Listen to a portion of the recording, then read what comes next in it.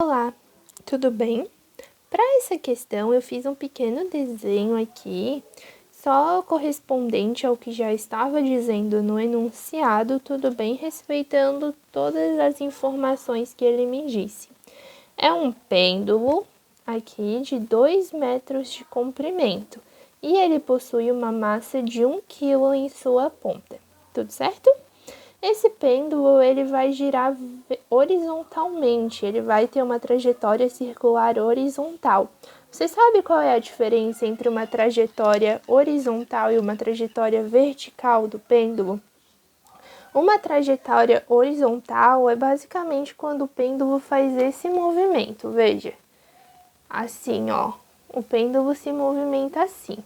Uma trajetória vertical é quando ele faz assim, ó. Veja, ó, se movimentando dessa forma, tudo bem? Então, aqui a gente tem ele assim, se movimentando dessa forma, e a gente tenta olhar por um plano de lado. Então, eu tenho 2 metros aqui de comprimento, um raio de 1,2 metros, e fazendo Pitágoras, ou até se você conseguir identificar que é um triângulo 3, 4, 5, a gente tem uma altura de 1,6 metros. A partir disso, eu começo a fazer seno, cosseno e tangente, porque essas relações vão ser muito importantes depois para a gente, para traçar a relação entre as forças atuantes, tudo bem? Θ é o ângulo que faz com a vertical, então eu faço seno é igual a cateto oposto sobre hipotenusa, 1,2 sobre 2 dá 0,6. Cosseno é cateto adjacente sobre hipotenusa, 1,6 sobre 2 dá 0,8. E a tangente é cateto oposto sobre cateto adjacente, 1,2 sobre 1,6, 0,75. E daí agora eu começo a traçar as forças. São duas as forças atuantes, a força peso e a força de tração. Elas são as forças atuantes porque elas são forças independentes, ou seja, elas apenas dependem que exista as condições apropriadas, por exemplo, o peso precisa que exista um planeta atraindo o corpo, a tração precisa que exista uma corda atraindo ela, mas elas surgem por si só. A força centrípeta, ela não é uma força independente, ela é uma força que obrigatoriamente precisa estar sendo representada por outra força. Como assim? A força centrípeta ela é uma resultante, tá? A força centrípeta ela nunca é por ela mesma, ela precisa que uma outra força atue como sendo ela, tá legal? Por isso que a gente diz que é uma força resultante que está sempre apontando para o centro da trajetória. Então, nesse caso, eu tenho peso vertical para baixo e tenho a tração no sentido da corda. Essa tração, por estar inclinada, ela vai ter duas componentes. Uma componente vertical, que a gente chama de TY, e uma componente horizontal, que a gente chama de TX. Como não vai haver nenhuma aceleração vertical, ele vai se manter nivelado, sem nenhuma alteração na sua trajetória, TY obrigatoriamente vai se igualar com o peso, tudo bem? Então, TY é igual ao peso. O peso eu substituí já com a gravidade como 110 metros por segundo para ficar mais fácil da gente calcular. Mas se você quiser também dá para deixar a gravidade como G, como a questão pediu. Eu botei 10 metros por segundo só para ficar mais tangível ao nosso entendimento, tudo bem? Então, como a massa é 1 kg, é só fazer peso igual a massa vezes gravidade, e eu tive aqui 10 newtons. Como a tração vertical é igual ao peso, então o TY também é 10 newtons. Eu já sei, já é alguma coisa, tudo bem? Ó, então eu só fiz as relações aqui. TY é igual ao peso e o TX, como vai ser a força resultante, vai atuar como força centrípeta apontando para o centro, tá legal? Aqui do ladinho eu só transportei aqui a decomposição da tração para a gente dar uma olhada, tá? Veja que é tudo exatamente igual, eu só escrevi aqui do ladinho para ficar mais claro. Aqui é o ângulo θ, porque se eu fizer aqui, ó, são duas verticais, né? Uma reta transversal com duas paralelas, os ângulos opostos internos são iguais, então aqui é θ. Tudo bem? TY, TX e θ, e tração. Aqui, ó, a única coisa que eu fiz foi como se eu tivesse empurrado esse TX aqui para cima, ó.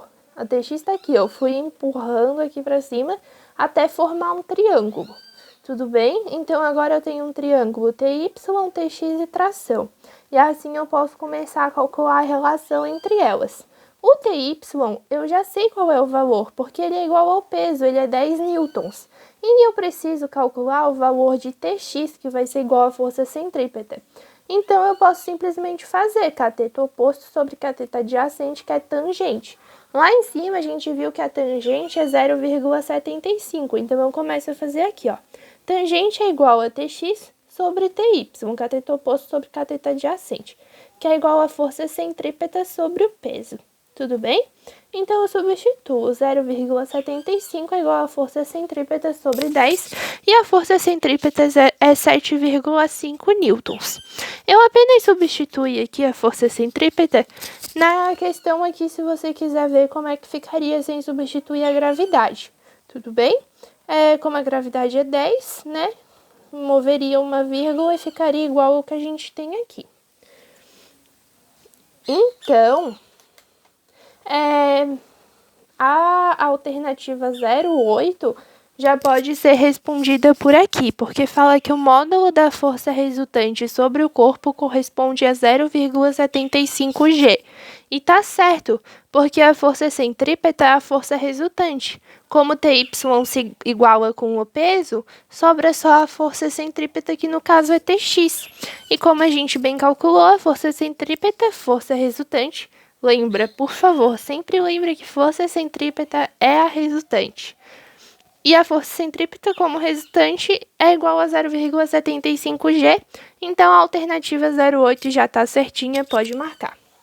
Agora eu só comecei a substituir. Eu sei que a força centrípeta é igual a 7,5 newtons. Então, a força centrípeta mv² sobre R é igual a 7,5. A massa é 1 kg, o raio é 1,2 metros e a força é 7,5 newtons. Eu só substituí, passei o 1,2 multiplicando e tive o resultado de 9. Tirando a raiz de 9, a gente tem que a velocidade é 3 metros por segundo. Como que eu vou saber se o 3 metros por segundo é igual a esse 0,9 G? A raiz de 0,9 G, substitui o G pela gravidade mesmo, 10 metros por segundo. E, ó, 0,9 vezes G, que é 10, eu tenho 0,9 vezes 10, que é igual a 9, raiz de 9 é 3, então também tá certinho, tudo bem? Se você tivesse feito com o 0,75 G, teria o mesmo valor, porque daí você teria 0,75 vezes 1,2, resultando em 0,9 G. Tirando a raiz, você teria o 0,9 G, que também está certinho. Só aproveitando essa explicação para explicar a 04, que diz que o módulo da tração no fio é maior que 1,3 G. E, na verdade, não é. Você pode fazer tanto por Pitágoras, quanto pela relação velocidade é igual a raiz de tração sobre comprimento, que você vai ver que, fazendo aqui, ó, por exemplo, por Pitágoras, aqui eu tenho 10 newtons, aqui eu tenho 7,5 newtons, então aqui eu vou ter 12,5 newtons. A tração é 12,5 newtons. Se você quiser fazer com a gravidade, fica 1,5 G, porque como a gravidade é 10, vai mudar uma vírgula aqui e fica 12,5 igual. Então, a 04 está errada, porque a tração é menor do que 1,3 G. Tudo bem? Então, 0,1 correta, 0,4 errada e 0,8 correta.